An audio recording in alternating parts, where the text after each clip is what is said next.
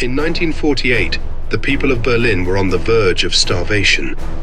Soviet forces had blockaded the city, cutting off all supplies. No food, no medicine, no fuel. For the 2.5 million civilians trapped inside, the choice was clear: surrender to Soviet control or hope that the West would come to their aid. This was one of the first major tests of the post-World War II order, a moment that would decide the fate of Europe. The United States and its allies faced a decision. Should they confront Stalin and risk another war, or stand down and allow the Soviet Union to expand its control unchecked?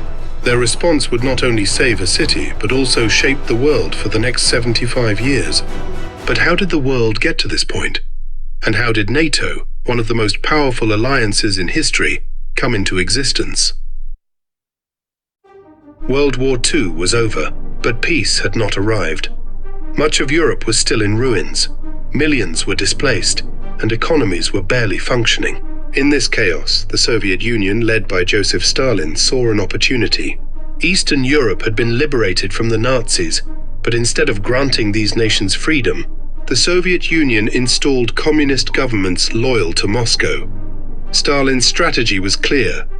Eastern European nations would serve as buffer states, providing a zone of protection between the Soviet Union and the West.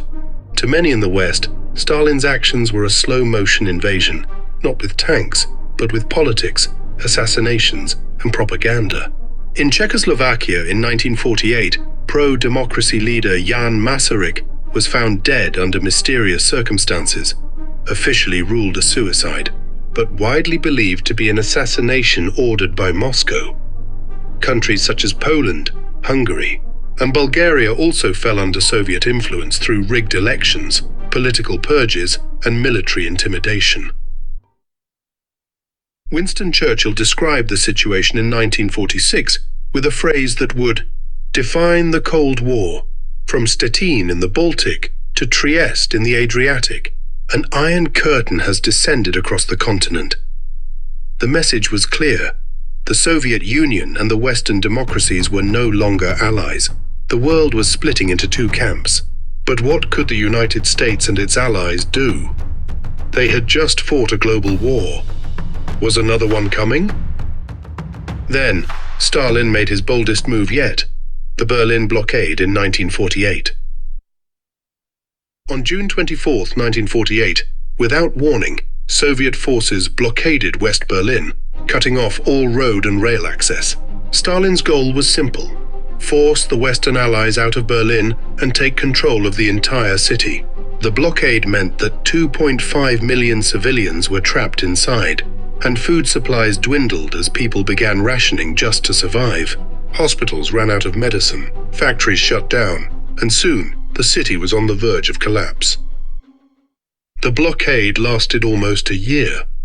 The United States and Britain launched the Berlin Airlift, a non-stop, around-the-clock operation to supply the city by air. Over 11 months, Western pilots flew in 2.3 million tons of supplies, keeping the city alive. American pilot Gail Halvorson started dropping small parachutes with candy bars for children waiting below. They called him the Candy Bomber. His small act of kindness became a symbol of the West's commitment to Berlin, a stark contrast to the hardship imposed by the Soviets. At the height of the airlift, flights arrived in West Berlin every 30 seconds. The operation was a success, proving that the United States and its allies would not be intimidated. But the crisis also made one thing clear: the West needed a permanent military alliance to prevent this from happening again. On April 4, 1949, 12 nations came together to sign a historic agreement, the North Atlantic Treaty, creating NATO. Its core principle was Article 5, which declared that an attack against one NATO country was an attack against all, requiring collective defense. This alliance was unlike any before it. Europe and North America were now bound together in mutual protection. The concept of an alliance, a formal agreement between countries to work together, especially for military protection, was not new. But NATO took this to another level, establishing a long-term commitment to security that extended beyond immediate threats. The purpose was clear. If the Soviet Union ever attacked, NATO would respond with full force. For the first time in history, the United States committed itself to defending Europe. This was a radical shift from its previous stance of avoiding European conflicts. Stalin saw this as a direct threat. His response came in 1955, when the Soviet Union created the Warsaw Pact, a military alliance of communist nations. This officially divided the world into two military blocs, NATO in the west and the Warsaw Pact in the east. The Cold War was now in full swing.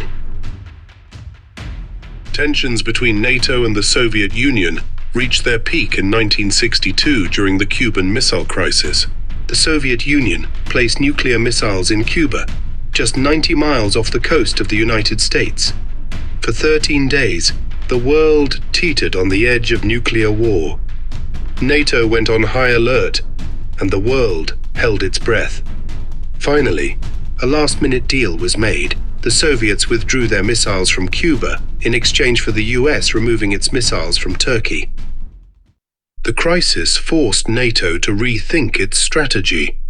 Instead of relying solely on nuclear weapons, it adopted a new doctrine called flexible response, allowing for proportional military reactions instead of immediate nuclear escalation. This was a major shift in NATO's approach, moving from a strategy of total war to one of calculated deterrence. After decades of military build-up, political crises, and near-war moments, the Cold War finally ended in 1991 with the collapse of the Soviet Union. But NATO did not dissolve. Instead, it continued expanding, bringing in former Soviet allies like Poland, Hungary, and the Baltic states. Some argued that this helped protect Eastern Europe from future aggression. Others, including Russian leaders, saw it as a provocation that pushed Russia into a defensive stance. Russia's invasion of Ukraine in 2022 has tested NATO's resolve once again. Some believe NATO's expansion helped prevent a larger war in Europe. Others argue that NATO's presence in former Soviet states provoked Russia's aggression. The question remains, will NATO's presence deter future conflicts, or will it eventually become the cause of one? If NATO disappeared tomorrow, what would happen? Would the world be safer or one step closer to war? The lessons of history show that military alliances can prevent conflict just as easily as they can spark it. Let's debate in the comments, and if you enjoyed this deep dive into history, subscribe for more, because history isn't just about the past. It's about the future we choose to create.